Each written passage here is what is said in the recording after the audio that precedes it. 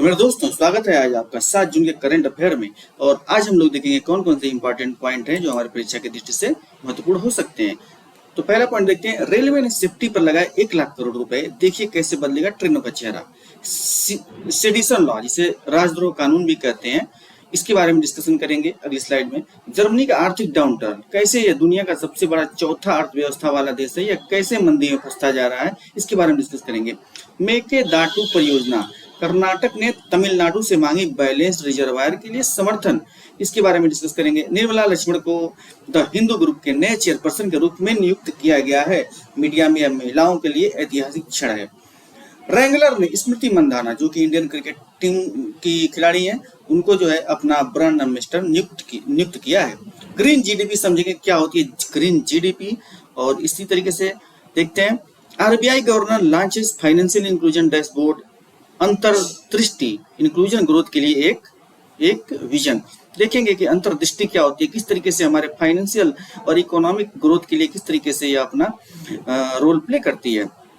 अब देखते हैं, PM Modi launches 2 schemes for wetland and mangrove conservation on world environment day, a step towards green India. तो हम लोग देखेंगे जब जैसे कि हाल ही में 2023-24 का बजट पास हुआ था, उसमें एक मिष्टी परियोजना करके आप लोगों ने नाम सुना होगा, बहुत ही इंपॉर्टेंट है। मैंग्रोव को डेवलप करने के लिए और मैंग्रोव को और उसके अच्छे लेवल पर ले जाने के लिए, मैंग्रोव की पैदावार को बढ़ाने के लिए कैसे सरकार ने कितने पैसे, बहुत ज्यादा पैसे खर्च किए हैं, उसके बारे में भी हम लोग डिस्कस करेंगे। आगे बात करेंगे कि जॉर्डन इब्राहिमोविक ने फुटबॉल से संन्यास ले लिया है। अब तीसरा खेलो इंडिया जो वाराणसी में हुआ था, उसका समापन हो गया है। अब सबसे बड़ा जो विनाश हुआ है वो साइक्लोन वाइपर जो है। India issue alert for east coast state, जो भी पूर्वी समुद्र तटीय जो क्षेत्र है, वहां पर यह साइक्लोन जो है किस तरीके से विनाश मचा रहा है, ये भी हम लोग देखेंगे। तो दोस्तों, हमारे चैनल को लाइक करें और सब्सक्राइब करें और अपने दोस्तों में भी शेयर करें, ताकि दोस्तों हम लोग जो पढ़ा रहे हैं, हम लोग जो बातें बता रहे हैं, वो आपके दोस्तों तक पहुंचे और आप भी इसका रेगुलर अपडेट पा सकें। तो चलिए देखते हैं, पहला पॉइंट देखते हैं। रेलवे ने सेफ्टी पर लगाए 1 लाख करोड़, देखिए कैसे बदलेगा ट्रेनों का चेहरा। तो इसके बारे में जो पॉइंट डिस्कस करने के लिए है, अभी जैसे ये रेलवे का जैसे ही ये रेलवे दुर्घटना हुई है कोरोमंडल ट्रेन की उड़ीसा में, तो उसके बाद जो है रेलवे डिपार्टमेंट बिल्कुल सतर्क हो गया है। और ये कल जो है आपने देखा होगा कि कवच स्कीम कवच एक टेक्नोलॉजी है जो लॉन्च किया था रेलवे ने।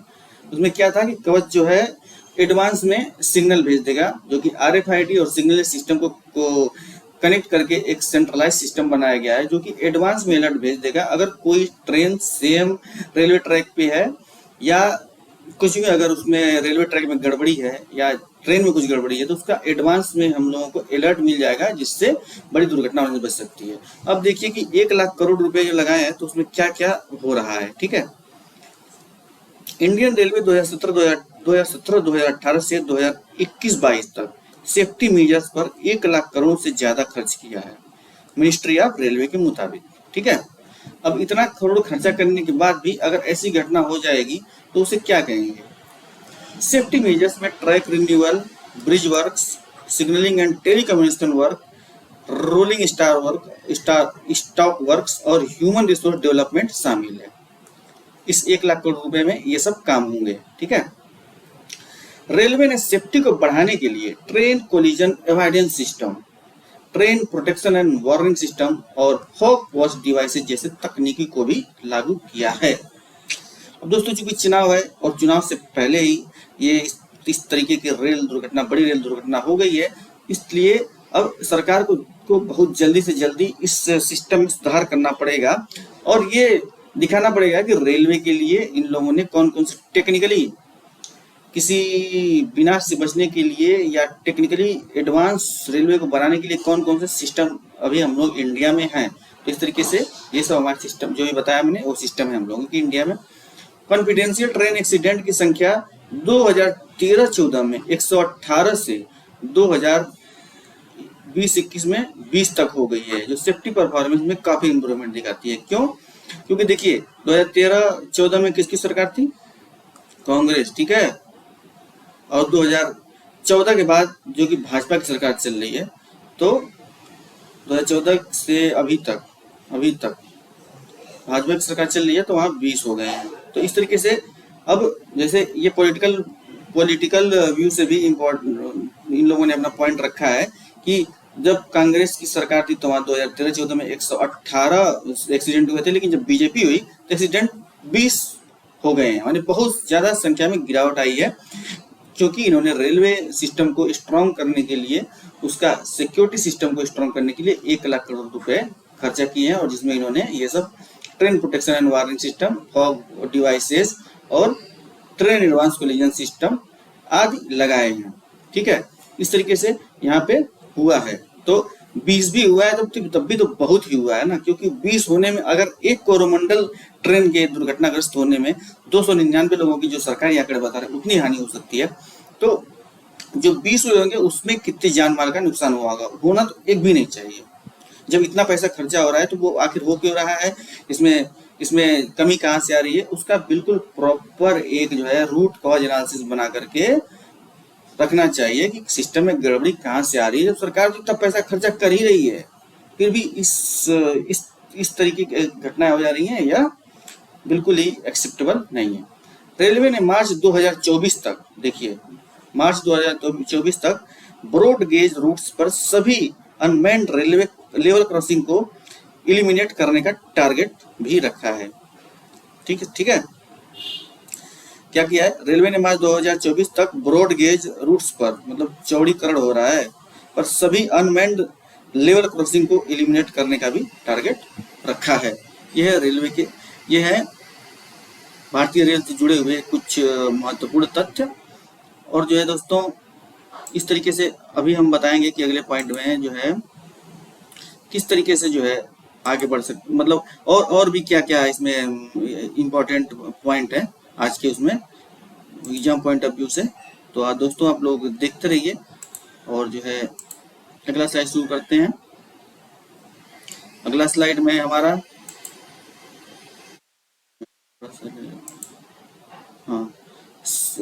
सेडिशन लॉ इन इंडिया, रखना सुधारना या खत्म। सेडिशन लॉ मतलब राजद्रोह का कानून। ठीक है, राजद्रोह का कानून क्या है दोस्तों, ये जो लिखा हुआ है, जो वर्डिंग है, ये जो है आपका हिंदी और इंग्लिश दोनों मिक्स है, क्योंकि काफी इसमें वर्ड ऐसे थे जिनका हिंदी काफी टफ हो जा रहा था ढूंढना, इसीलिए हमने कहा कि हिंदी और इंग्लिश दोनों बना देते हैं।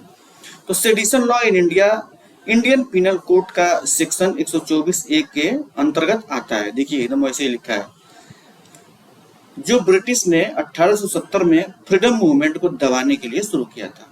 किसने किया था? अंग्रेजों ने 1870 में सेडिशन लॉ को बनाया था, जो कि सेक्शन 124A में आता है। इसने क्यों बनाया था? क्योंकि वह जो स्वतंत्रता के आंदोलन, स्वतंत्रता के मूवमेंट, जो क्रांति है, उसको दबा सके, ताकि जो भी अगर कोई बिल्कुल थोड़ी सी भी हरकत करता है देश के, मतलब ब्रिटिशों के खिलाफ थोड़ी सी हरकत करता था, उसको राजद्रोह कानून के अंतर्गत जेल में बंद कर दिया जाता था, और भी सजाएं दी जाती थी। तो सेडिशन लॉ मतलब राजद्रोह, क्या लिखे यहाँ पे? राजद्रोह, राजद्रोह, राजद्रोह। सेडिशन लॉ किसी को भी सजा देता है जो किसी भी तरीके से government established by law in India के खिलाफ नफरत या कॉन्टेम्प्ट पैदा करता है या कोशिश करता है। उसको लाइफ इम्प्रूवमेंट मतलब उम्र कैद या 3 साल तक की जेल और फाइन भी लग सकती है।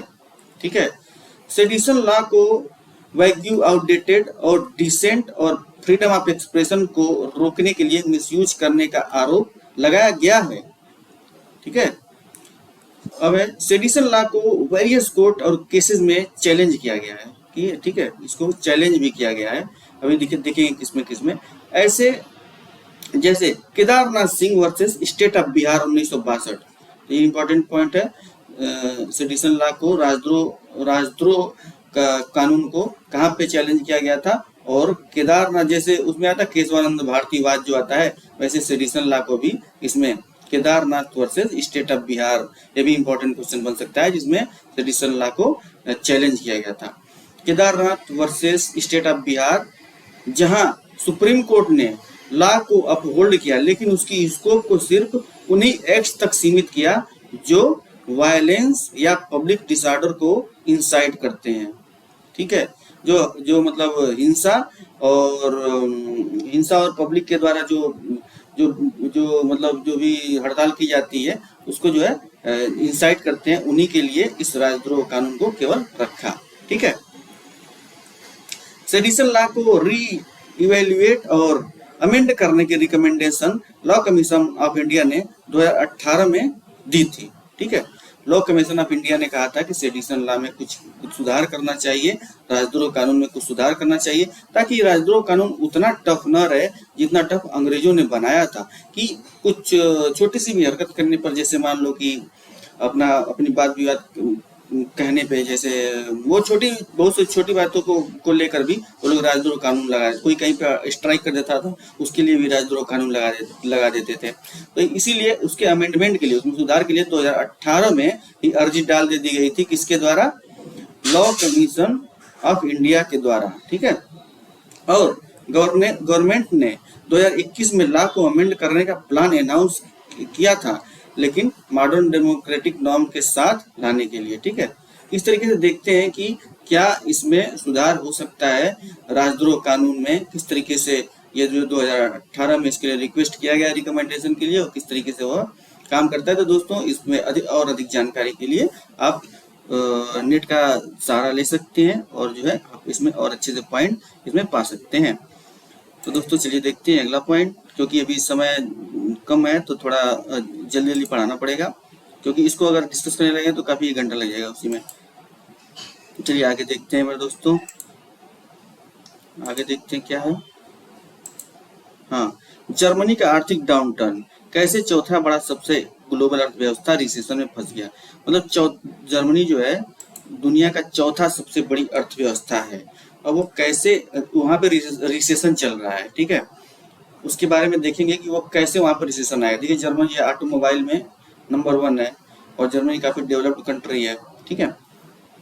जर्मनी दुनिया का चौथा सबसे बड़ा अर्थव्यवस्था और यूरोप का सबसे बड़ा अर्थव्यवस्था है, जो लगातार 2 क्वार्टर्स में निगेटिव ग्रोथ के बाद रिसेशन में फंस गया है। लगातार 2 क्वार्टर से वह निगेटिव ग्रोथ चल रही है, मतलब ग्रोथ हो रही है लेकिन निगेटिव हो रही है। ठीक है। मतलब निगेटिव ग्रोथ हो रही है। इस तरीके से इसी कारण वह रिसेशन में फंस गया है।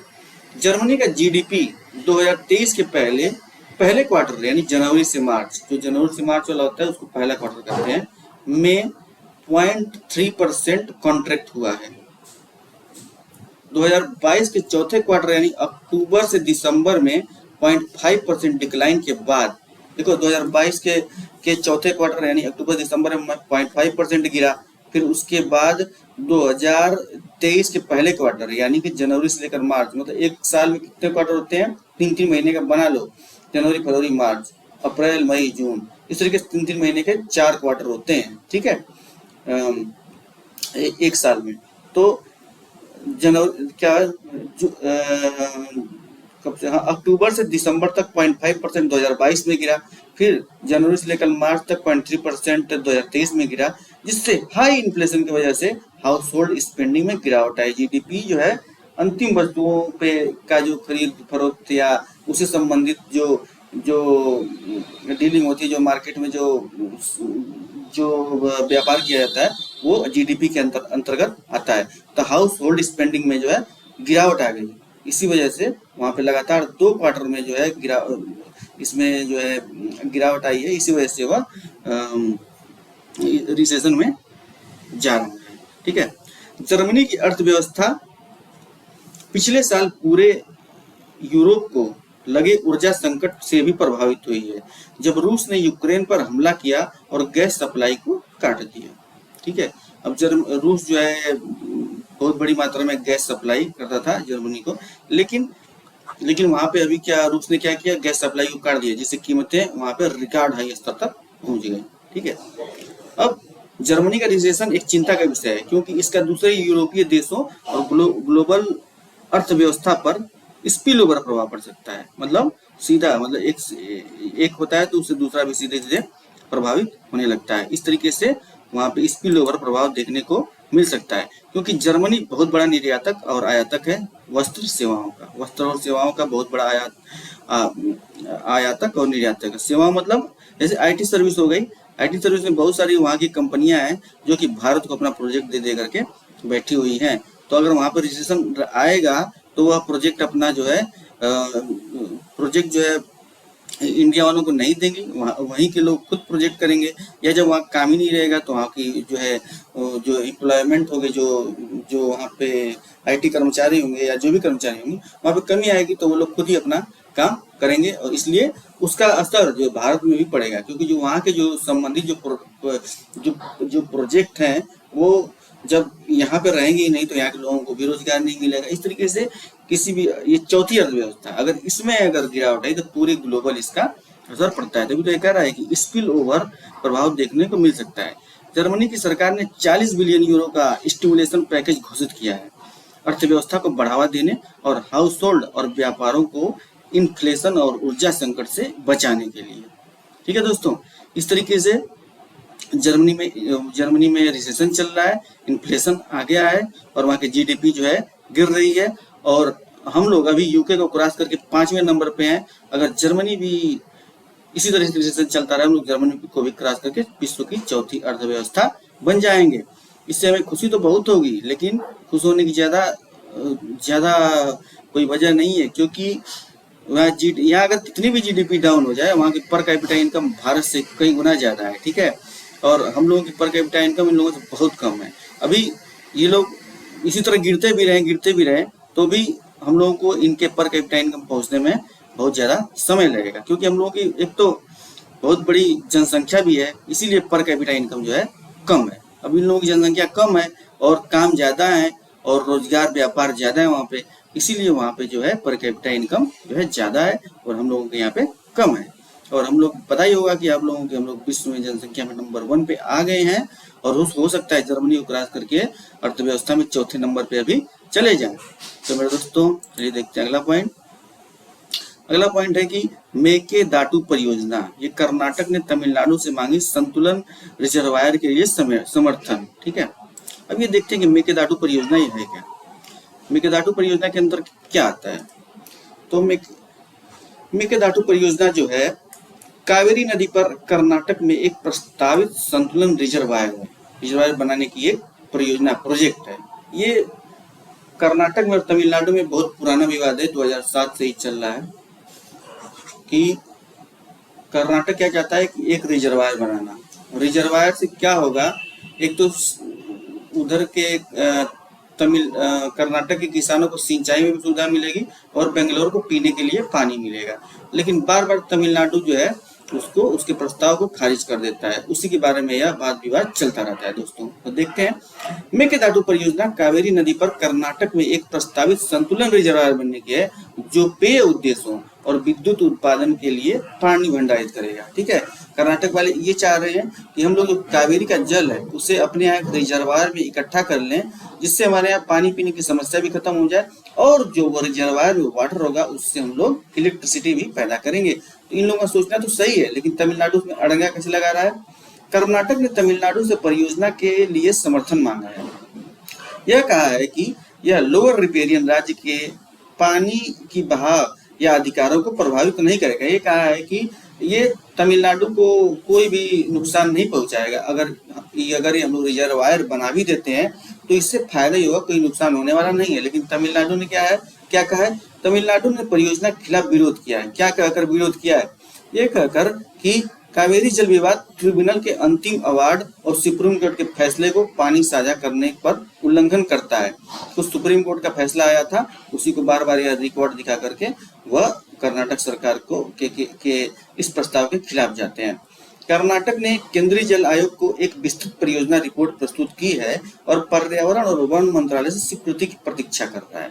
अब कर्नाटक ने क्या किया है कि सेंट्रल में अपना ये बात मुद्दा लेकर के चला गया है और कहा है कि इस परियोजना से क्या क्या लाभ हो सकते हैं, और ये पर्यावरण और वन मंत्रालय के पास अभी फाइल पेंडिंग है। जैसे वहां से अप्रूवल आ जाएगा वैसे वो तमिलनाडु सरकार के साथ वो लोग बात डिस्कस करके हो सकता है इस पे काम करने लगे। दोस्तों जो कर्नाटक में जो है सरकार जो बनी है उसमें उप मुख्यमंत्री शिव कुमार, शायद उनका नाम वही बने हैं, वही इसमें ज्यादा एक्टिव रोल प्ले कर रहे हैं। ठीक है, वो वहाँ के उप मुख्यमंत्री हैं। और देखते हैं परियोजना की लागत 9,000 करोड़ है और इसकी क्षमता देख लेते हैं दोस्तों। इस तरीके से ये बहुत ही इम्पोर्टेंट, बहुत ही पुराना पॉइंट है। वहाँ कावेरी जल विवाद जो है तमिलनाडु और कर्नाटका में चलता है।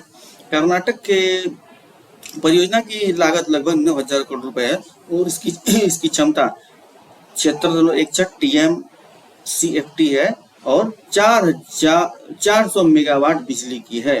तो इस तरीके से दोस्तों अगर ये रिजर्वायर बन भी जाता है तो भी तो ठीक ही रहेगा, क्योंकि एक तो बिजली भी पैदा करेगा, ठीक है, दूसरा बेंगलोर को पीने के लिए पानी भी मिलेगा, ठीक है। बेंगलोर अपना IT सिटी है ही, अगर वहाँ इंजीनियर है, अगर पीने के लिए पानी नहीं मिलेगा स्वस्थ कैसे रहेंगे? स्वस्थ नहीं रहेंगे तो कैसे हम लोग IT सेक्टर जो है विकास करेगा दोस्तों।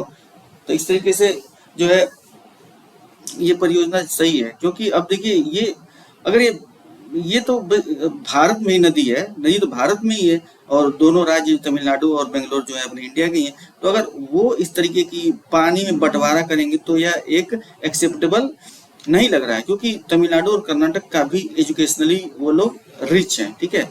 वहाँ के जो पढ़े लिखे लोग होते हैं, वहाँ पे की जो साक्षरता दर है, वहाँ के जो वहाँ के जो इंस्टीट्यूशन है या वहाँ के जो शिक्षा दीक्षा है और जो लोगों की सोच है वो काफी अच्छी है, ठीक है। अगर वहाँ के लोग पानी को लेकर विवाद करते हैं तो फिर ये अच्छी बात नहीं है, ठीक है। उनकी दोस्तों इस तरीके से अगर ये पानी का विवाद जो है सॉल्व हो जाता है तो दोनों के लिए यह ठीक रहेगा।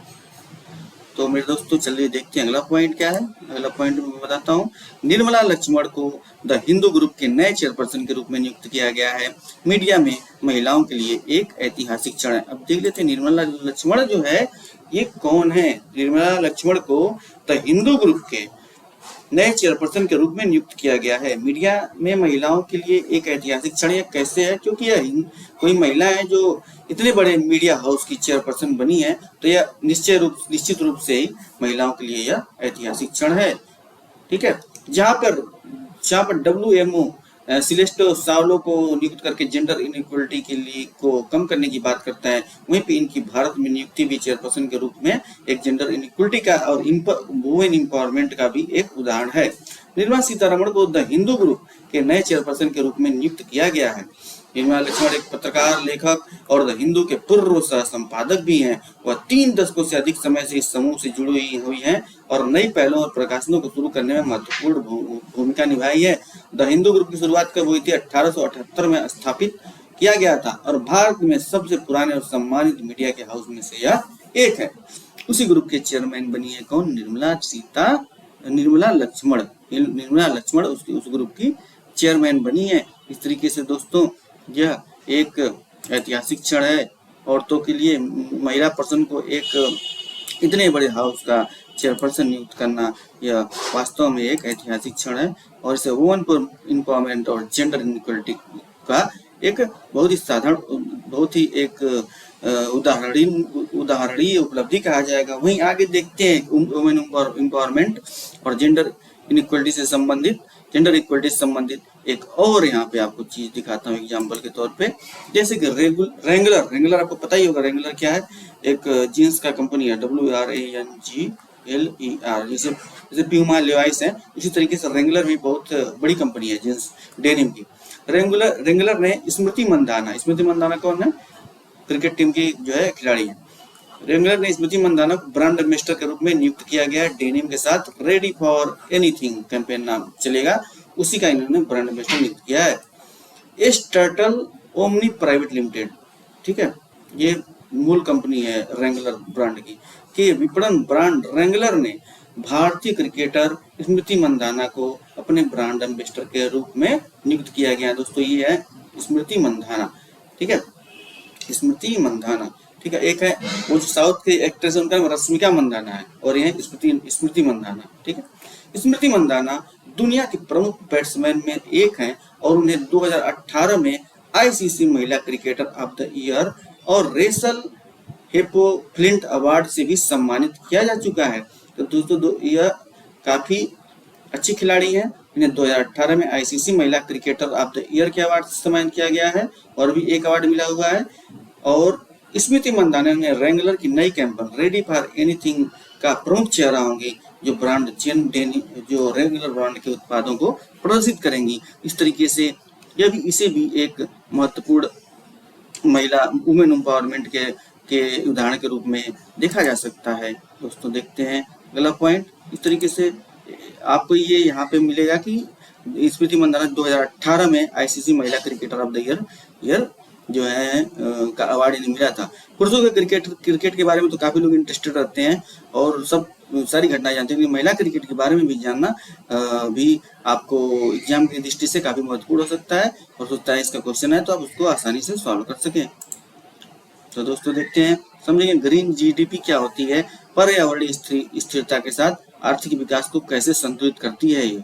ठीक है, मतलब ग्रीन जीडीपी, देखो ग्रीन तो पर्यावरण हो गया और जीडीपी मतलब ग्रॉस डोमेस्टिक प्रोडक्ट या इकोनॉमिक्स से संबंधित आ गया। तो पर्यावरण और इकोनॉमिक्स दोनों को मिला दिया गया है, तो पर्यावरणीय अर्थशास्त्र या आर्थिक विकास इसको हम लोग कह सकते हैं। ठीक है, ग्रीन जीडीपी, ये देखिए हमने ग्रीन जीडीपी कंप्लीट कर दिया, ये पी ही था वैसे। ग्रीन जीडीपी समझेंगे। ग्रीन जीडीपी एक ऐसा आर्थिक विकास का मापदंड है जो उत्पाद और उपभोग के पर्यावरणीय लागत और लाभों को मानक जीडीपी के साथ समाहित करता है। तो देखिए दोस्तों, जो इकोनॉमिक अर्थशास्त्र के जो टर्म होते हैं वो इंग्लिश में काफी प्रचलित रहते हैं। देखिए आर्थिक विकास, इकोनॉमिकल डेवलपमेंट, ठीक है, उत्पादन और उपभोक्ता, प्रोडक्शन एंड प्रोड्यूसर, ठीक है, पर्यावरणीय लागत मतलब इकोनॉमिकल कॉस्ट, ठीक है, मानक जीडीपी मतलब स्टैंडर्ड जीडीपी के साथ समाहित करता है। ग्रीन जीडीपी आर्थिक विकास को पर्यावरणीय स्थिरता के साथ संतुलित करने का लक्ष्य रखता है। ग्रीन जीडीपी मतलब आर्थिक विकास, जीडीपी मतलब आर्थिक विकास हो जाएगा, ग्रीन में पर्यावरण आ जाएगा। तो ये लिखा है कि आर्थिक विकास को पर्यावरणीय स्थिरता के साथ संतुलन करने का लक्ष्य रखता है। इसमें मानक जीडीपी को पर्यावरणीय क्षति और प्राकृतिक संसाधन के क्षय के लिए समायोजित किया जाता है। ठीक है, ग्रीन जीडीपी की गणना मानक जीडीपी से कैसे की जाती है? इसकी गणना ग्रीन जीडीपी का गणना मानक जीडीपी से नेट प्राकृतिक पूंजी के उपभोग को घटा करके किया जाता है। ठीक है, मानक जीडीपी मतलब स्टैंडर्ड जीडीपी माइनस नेट प्राकृतिक पूंजी को घटा दिया जाता है, तो हमें मिल जाता है ग्रीन जीडीपी, जहां प्राकृतिक पूंजी से मतलब ऐसे प्राकृतिक संसाधन से है जैसे भूमि, हवा, पानी, खनिज इत्यादि। ठीक है, इनसे जो प्राप्त पूंजी होती है उनका जो उपभोग होता है उसको घटाया जाता है। स्टैंडर्ड जीडीपी में से जो प्राकृतिक द्वारा प्राप्त जो पूंजी होती है, प्राकृतिक संसाधनों के द्वारा जो प्राप्त पूंजी होती है उसमें से घटाया जाता है, हमें ग्रीन जीडीपी का मान मिल जाता है। तो इस तरीके से दोस्तों ये था ग्रीन जीडीपी के बारे में। और आपको विस्तृत जानकारी चाहिए तो आप वेबसाइट या गूगल का प्रयोग कर सकते हैं इसके बारे में अधिक जानकारी के लिए। देखते हैं अगला पॉइंट है आपका।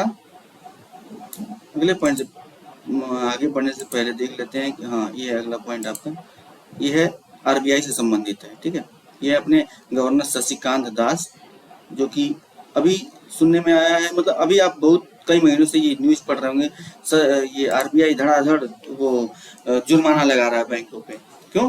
क्योंकि वो कुछ ना कुछ रूल जो है मिस कर दे रहे हैं, कुछ ना कुछ रूल फॉलो नहीं कर रहे हैं आरबीआई की गाइडलाइन के हिसाब से, इसलिए उन पे जुर्माना लगा, किसी पे 2 करोड़, किसी 50 लाख, किसी 85 लाख, मतलब जो भी बैंक है सब पे यह जुर्माना लगा रहा है, क्योंकि ये गाइडलाइन को फॉलो नहीं कर रहे हैं। ठीक है, ठीक भी अगर वो गाइडलाइन को फॉलो नहीं कर रहे हैं, जुर्माना लगाया जाएगा तभी तो वो लोग सुधरेंगे ना, इसीलिए इस पे लगाया जा रहा है। तो क्या है, RBI governor launches financial inclusion dashboard, अंतर्दृष्टि उसका नाम रखा गया है। क्या है? इंक्लूसिव ग्रोथ के लिए एक विजन। ठीक है, अंतर्दृष्टि क्या है? इंक्लूसिव ग्रोथ के लिए एक विजन। अब देखते हैं, आरबीआई गवर्नर शशिकांत दास ने रिसेंटली एक नया फाइनेंशियल इंक्लूजन डैशबोर्ड लॉन्च किया है जिसका नाम अंतर्दृष्टि है, जो इंडिया में वेरियस फाइनेंशियल इंक्लूजन इनिशिएटिव का प्रोग्रेस मॉनिटर करेगा।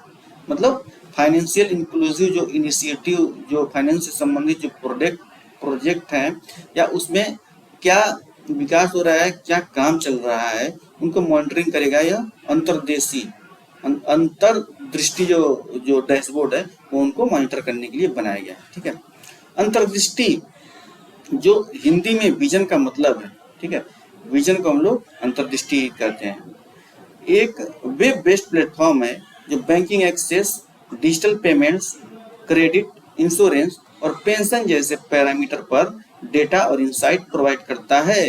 इस तरीके से विजन कंप्लीट या विजन प्रोवाइड करता है फाइनेंशियल ट्रांजैक्शन और डिजिटल पेमेंट, क्रेडिट, इंश्योरेंस, मतलब बैंकिंग सिस्टम में जितने भी ट्रांजैक्शन से संबंधित या करेंसी से संबंधित या फाइनेंस से संबंधित जितने भी आपके फंक्शन होते हैं सबकी मॉनिटरिंग कैसे होगी, अंतर्देशीय से होगी। और यह एक वेब पोर्टल है, वेब बेस्ड प्लेटफॉर्म है जो कि banking access, digital payment, credit, insurance और पेंशन जैसे पैरामीटर पर डाटा इंसाइट प्रोवाइड करेगा। मतलब डाटा को ग्राफिकल फॉर्म में बना करके देगा आपको, जिससे जो है डेटा एनालिसिस करने में और अपना इंसाइट करने, अपनी प्रगति को देखने में काफ़ी मदद मिलेगी।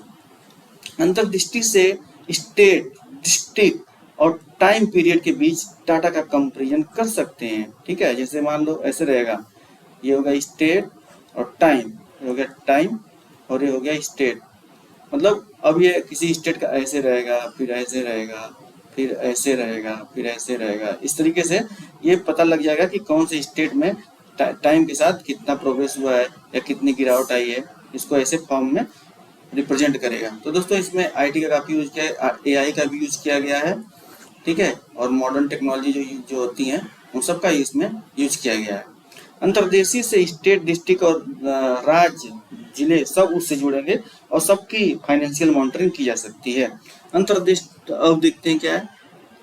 तो इस तरीके से फाइनेंशियल बैंकिंग के हिसाब से काफ़ी महत्वपूर्ण निर्णय लिया गया है। इस तरीके से अंतर्दृष्टि पॉलिसी मेकर, रेगुलेटर, रिसर्चर और अदर स्टेक होल्डर को इफेक्टिव फाइनेंशियल इंक्लूजन पॉलिसीज और प्रोग्राम डिजाइन और इम्प्लीमेंटेशन करने में हेल्प करेगा। जब उनको कंप्लीट इंसाइट मिल जाएगा तो उस प्रोजेक्ट के हिसाब से वो आगे का प्रोजेक्ट डिफाइन कर सकते हैं या प्रोग्रेस डिफाइन कर सकते हैं और अपनी फाइनल रिपोर्ट दे सकते हैं। तो इस तरीके से वह एक कंप्लीट इंसाइट अंतर्देशीय पोर्टल आपको दे देगा किसी भी फाइनेंशियल प्रोजेक्ट के मुताबिक, और यह जिले और राज्य दोनों स्तर पे काम करेगा। ठीक है, अब देखते हैं PM Modi launch 2 scheme for wetland and mangrove conservation on world environment day, step towards green India. ठीक है मेरे दोस्तों, तो ये आपको पता ही होगा। इसके बारे में आपको बताना क्या है, अभी 2023-24 का जो बजट निर्मला सीतारमण ने पेश किया है, इसमें मैंग्रोव डेवलपमेंट को लेकर के काफी लंबा चौड़ा बजट प्रस्तुत किया गया है, जिसमें ये कहा गया है कि मैंग्रोव वनस्पतियों के डेवलपमेंट पे खास प्रोजेक्ट तरीके से काम किया जाएगा। तो क्या है, पीएम मोदी ने वर्ल्ड इन्वायरमेंट डे यानी जो 5 जून को वर्ल्ड इन्वायरमेंट डे था पर वेटलैंड और मैंग्रोव कंजर्वेशन के लिए 2 स्कीम लॉन्च की है। ठीक है, wetland conservation and management scheme का एम है वेटलैंड को प्रोटेक्ट और रिस्टोर करना और उनके इकोसिस्टम सर्विस को इनहेंस करना। ठीक है, मैंग्रोव कंजर्वेशन मतलब मैंग्रोव संरक्षण और मैनेजमेंट स्कीम का एम है मैंग्रोव को कंजर्व और रीजनरेट करना और उनको बायोडाइवर्सिटी और लाइवलीहुड बेनिफिट को प्रमोट करना। ठीक है, बायोडाइवर्सिटी से बहुत ही इम्पोर्टेंट रोल प्ले करते हैं वेटलैंड्स। तो इस तरीके से विश्व पर्यावरण दिवस पे, वर्ल्ड इन्वायरमेंट डे पर पे इस स्कीम में का अनाउंसमेंट हुआ है। मतलब अब देखते हैं, दोनों scheme ministry of environment, forest and climate change के अंदर इम्प्लीमेंट की जाएंगी। ठीक है, क्योंकि यह इन्वायरमेंट और क्लाइमेट से संबंधित है, इसलिए इसमें ministry of environment, forest and climate change के अंदर इम्प्लीमेंट की जाएंगी और स्टेट और यूटी को फाइनेंशियल और टेक्निकल सपोर्ट प्रोवाइड करेंगे। ठीक है, पीएम मोदी ने भी इंडिया का कमिटमेंट रिट्रेट किया है और पेरिस एग्रीमेंट के टारगेट को अचीव करने के लिए और क्लाइमेट चेंज से डील करने के लिए। ठीक है, तो इस तरीके से दोस्तों ये है मैंग्रोव डेवलपमेंट के लिए वर्ल्ड इन्वायरमेंट डे पे प्रधानमंत्री द्वारा स्कीम लॉन्च की गई है, जिसमें हमें मैंग्रोव वनस्पतियों को डेवलपमेंट के लिए जो है किस तरीके से सरकार आगे काम करेगी। तो और मैंग्रोव जो है सबसे ज़्यादा कहाँ पाए जाते हैं, सुंदरवन में सबसे ज़्यादा मैंग्रोव वनस्पतियाँ पाई जाती हैं। मैंग्रोव वनस्पतियों को लगाने का रीजन ये होता है कि इससे भूमि का कटाव जो है कम होता है, और जो जहाँ पे साइक्लोन आते हैं उसमें उसमें भी जो हानि होती है उसमें भी कमी आती है। इसीलिए जो है इसको इस स्कीम पे इतना जोर दिया जा रहा है। आइए देखते हैं अगला पॉइंट। अगला पॉइंट है खेल जगत से, जहाँ पे ज़्लाटन इब्राहिमोविच ने फुटबॉल से रिटायरमेंट अनाउंसमेंट की है। ये एक लीजेंड का अंतिम मैच था। उस अंतिम मैच के बाद इस लीजेंड ने कहा कि मैं अब इस फुटबॉल से मैं संन्यास लेता हूँ। तो उनको देखते हैं ये कौन है। एसी मिलन स्ट्राइकर ज़्लाटन इब्राहिमोविच ने फुटबॉल से रिटायरमेंट अनाउंसमेंट किया है। उन्होंने सीजन का फाइनल गेम किसके साथ खेला, हेलास वेरोना के साथ खेला इन्होंने, ठीक है। ज़्लाटन इब्राहिमोविच ने नीदरलैंड, स्पेन, फ्रांस और इटली में सेवरल लीग टाइटल भी जीते हैं। 24 ईयर में प्रोफेशनल, यह खेलते खेलते मतलब ये 24 साल इनको इस फुटबॉल गेम में हुआ है, और इस तरीके से इनका अंतिम मैच खेलते हुए इन्होंने खेल को अलविदा कर दिया है, और हम लोग इनके भविष्य की उज्जवल कामना करते हैं। देखते हैं दोस्तों अगला पॉइंट क्या है। थर्ड खेलो इंडिया यूनिवर्सिटी गेम कहाँ पे हुआ था, बनारस में। थर्ड खेलो इंडिया यूनिवर्सिटी गेम कंक्लूड्स इन वाराणसी, वाराणसी में खत्म हुआ है। पंजाब यूनिवर्सिटी ने टॉप मेडल जीता है। पंजाब मतलब काफी सारे मेडल जीता है इसमें, तीसरा खेलो इंडिया समारोह में, ठीक है, जो बनारस में आयोजित हुआ था BHU। गेम्स में पंजाब यूनिवर्सिटी ने ओवरऑल चैंपियनशिप जीती है। 17 मेडल जीते हैं पंजाब ने, ठीक है। पंजाब ने 17 मेडल जीते हैं। चलो बहुत दिन बाद पंजाब का कोई उपलब्धि सुनने को मिली है, नहीं तो यही आ रहा था कि पंजाब में ये हो गया वो हो गया, सिद्धू मूसेवाला का हत्या हो गई, पंजाब में ड्रग्स का काफी वो फैला हुआ था। लेकिन वहीं पे अरविंद केजरीवाल की सरकार भी बनी थी, तो जो है उसको पंजाब के सुधार लोग में काफी सुधार भी हो रहा था, ठीक है। तो इसी बीच पंजाब में सुधार को आगे बढ़ाते हुए इन खिलाड़ियों ने जो है अपने राज्य में जो है एक अचीवमेंट किया है। 17 मेडल उन्होंने जीते हैं, ठीक है। सेकेंड पोजीशन पर सावित्रीबाई फुले पुणे यूनिवर्सिटी आई है। सेकेंड पोजीशन पर सावित्रीबाई फुले पुणे यूनिवर्सिटी आई है, इसमें 15 मेडल जीते हैं। 15 मेडल में 7 गोल्ड, 4 सिल्वर, 4 ब्रोंज के साथ।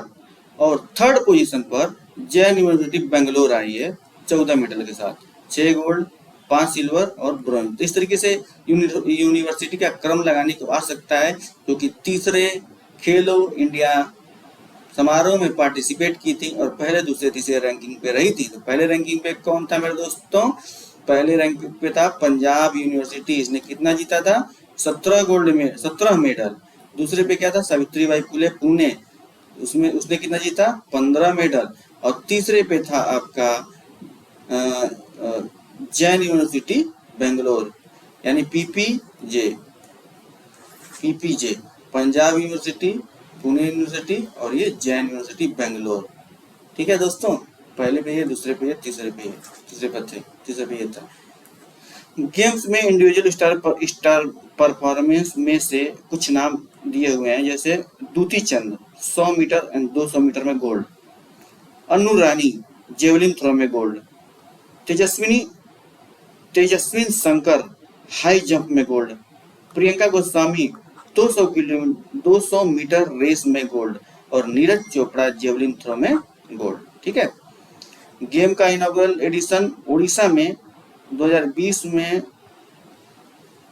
दोस्तों थोड़ा ये पॉइंट जो है थोड़ा ये गलत है, ये गलत टाइप हो गया, इसलिए आप बस ये जो रैंकिंग है यूनिवर्सिटी के और वो पढ़िए, और कितना गोल आया है, कितना मेडल आया है, वो आप यहाँ से जानकारी ले सकते हैं।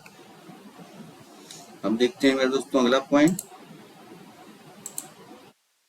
हाँ, अगला पॉइंट है साइक्लोन से संबंधित। दोस्तों कितना विनाशकारी साइक्लोन आया हुआ है, इसका जो है बताया गया है कि यह वाइपर जो है साइक्लोन कितना जो है विनाशकारी हो सकता है।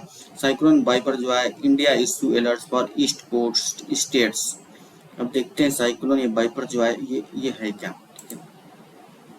साइक्लोन वाइपर जो है से कौन कौन से राज्य जो है प्रभावित होने वाले हैं और कितनी यह तबाही मचाने वाला है, इसके बारे में देखते हैं। साइक्लोन वाइपर जो है बे ऑफ बंगाल में डेवलप हुआ है और इंडिया के ईस्ट कोस्ट पर हैवी रेनफॉल और स्ट्रांग विंड का खतरा है। मतलब ईस्ट कोस्ट रीजन पे, ईस्ट कोस्ट में जो आते हैं वो बंगाल, उड़ीसा, उधर की जो भी ईस्ट कोस्ट से उत्तरी समुद्र तट पे जो जो राज्य है उनके लिए खतरनाक बताया गया है। उसमें क्या होगा कि हैवी रेनफॉल और स्ट्रांग विंड का खतरा हो सकता है, काफी तेजी से हवाएं चलेंगी और काफी बारिश हो सकती है। इस साइक्लोन से क्या प्रभाव हो सकता है। इंडिया मेट्रोलॉजिकल डिपार्टमेंट यानी IMD ने उड़ीसा, आंध्र प्रदेश, तमिलनाडु और पुडुचेरी के कोस्टल एरिया के लिए साइक्लोन अलर्ट इशू किया है। ठीक है, कौन कौन से हैं?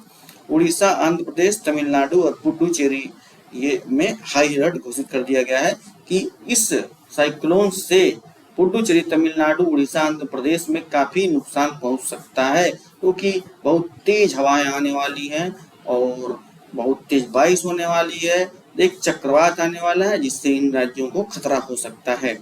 साइक्लोन वाइपर जो है का लैंडफॉल 5 जून को उड़ीसा के बालासोर डिस्ट्रिक्ट में एक्सपेक्टेड था। ठीक है, और उसके बाद वेस्ट बंगाल और बांग्लादेश में जाएगा। मतलब तो सबसे पहले यह कहाँ पे? उड़ीसा में, उसके बाद वेस्ट बंगाल और उसके बाद बांग्लादेश को प्रभावित करेगा। साइक्लोन वाइपर जो है का इंटेंसिटी सीवर साइक्लोन स्टॉर्म से वेरी सीवर साइक्लोन स्टॉर्म तक बढ़ सकता है। सीवियर से मतलब पहले तेज आएगा, फिर उसके बाद और तेज होते होते काफी तेज अपनी तीव्रता में वृद्धि कर सकता है, जिससे कि काफी नुकसान होने की संभावना है। ठीक है, इसकी स्पीड कितनी है? 120 से 130 किलोमीटर तक पहुंच सकती है। ठीक है, साइक्लोन वाइपर जो है अफेक्टेड एरिया में heavy to very heavy rainfall, storm surge, tidal waves and coastal erosion और पावर डिस्ट्रप्शन का भी पॉसिबिलिटी है। तो इस तरीके से इतनी घटनाएं हो सकती हैं इस साइक्लोन से। तो दोस्तों, इस साइक्लोन जो है काफी विनाश लेके आने वाला है और इस तरीके से जिस तरीके से मौसम विभाग ने चेतावनी दी है उसके अनुसार, और इस तरीके से इसमें जो ईस्ट कोस्टल राज्य हैं उड़ीसा, आंध्र प्रदेश, तमिलनाडु और पुडुचेरी में इसका काफी जो है गहरा प्रभाव पड़ेगा। तो दोस्तों देखते हैं अगला पॉइंट कि please like and subscribe our channel and thanks for watching मेरे दोस्तों। तब तक के लिए स्वस्थ रहो, मस्त रहो। जय हिंद, जय भारत।